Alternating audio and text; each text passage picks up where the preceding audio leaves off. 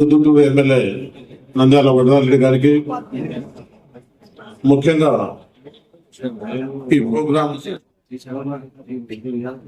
ప్రభుత్వ ఆసుపత్రికి ambulance donation చేయడము ప్రభుత్వం మీదనే ఆధారపడకుండా మనకు తోచింది మనం ఏదో పేదలకు చేయాలనే ఆలోచనతో, పెద్ద ఆలోచనతో మోహన్ రెడ్డి గారు గవర్నమెంట్ హాస్పిటల్ కు గతంలో ఒక 6 లక్షల రూపాయలతో సామాగ్రిని ఇప్పించడము, ఇప్పుడు అంబులెన్స్ ఇప్పించడము, చాలా ఎంతో మంది కోటేశ్వరులు ఉన్నారు, ఎంతో మంది ధనికులు ఉన్నారు. ఏదైనా పేదలకు చేయాలనే ఆలోచన కొంతమందికి వస్తుంది. ఈ సమావేశం పెట్టి ప్రభుత్వ ఆసుపత్రికి ఆయన ముందుకు వచ్చి చేస్తున్న దానికి ముఖ్యంగా ఆయనకు ధన్యవాదాలు తెలుపుకుంటూ, వేదిక మీద ఉన్న పుల్లయ్య గారు, రాఘురెడ్డి గారు, సురేష్ నాయుడు గారు, మిగతా అత్యున్నత మహారాజులు పెద్దలందరికీ పేరు పేరున ధన్యవాదాలు.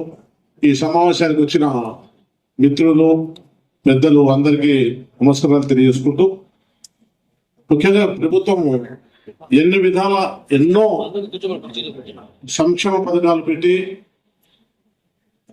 పేదలకు అన్ని విధాల, ఇటు హెల్త్ పరంగా అయితేనేమి, ఇటు చదువు పరంగా అయితేనేమి, వాళ్ళకి ఏది భారం పడకుండా చేయాలనే ఆలోచన చేస్తున్నప్పటికీ ఎంత చేసినా ఎంతో కొంత తక్కువగానే వస్తా ఉంది. దానికి ప్రజలు కూడా కలిసి, ప్రజల భాగస్వామ్యంతో ప్రభుత్వ ఆసుపత్రులు అయితేనేమి, ప్రభుత్వ కాలేజీలు అయితేనేమి, ప్రభుత్వానికి సంబంధించిన ఏది కూడా పేదలకు వర్తిస్తాయి కాబట్టి, పేదలు దాంట్లో ఉంటారు కాబట్టి, పేదలే ఇప్పుడు మున్సిపల్ హై స్కూల్ ఎవరు చదువుకుంటున్నారు? ఎక్కువ పేదల్లో పిల్లలు చదువుకుంటున్నారు.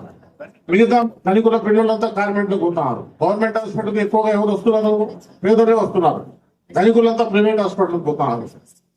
అట్లా విద్య, ఆరోగ్యము ఈ విషయాల్లో ప్రభుత్వానికి సంబంధించిన హాస్పిటల్ కానీ, కాలేజీలు కానీ, స్కూల్ కానీ పేదలే ఉపయోగపెట్టుకుంటారు, కానీ ధనికులు ఎవరు రావడం లేదు. కాబట్టి ఇటువంటి సంస్థలకు, ఇటువంటి వ్యవస్థలకు ప్రభుత్వం తరఫున ఇచ్చేది కాకుండా ప్రజల భాగస్వామ్యం కూడా ఇప్పుడు మోహన్ రెడ్డిని ఆదర్శంగా తీసుకొని ఉండేటోళ్ళు, ఎక్కువ డబ్బులు ఉండేటోళ్ళు ఇప్పుడు ఒకసారి అందరూ పోవాల్సిందే.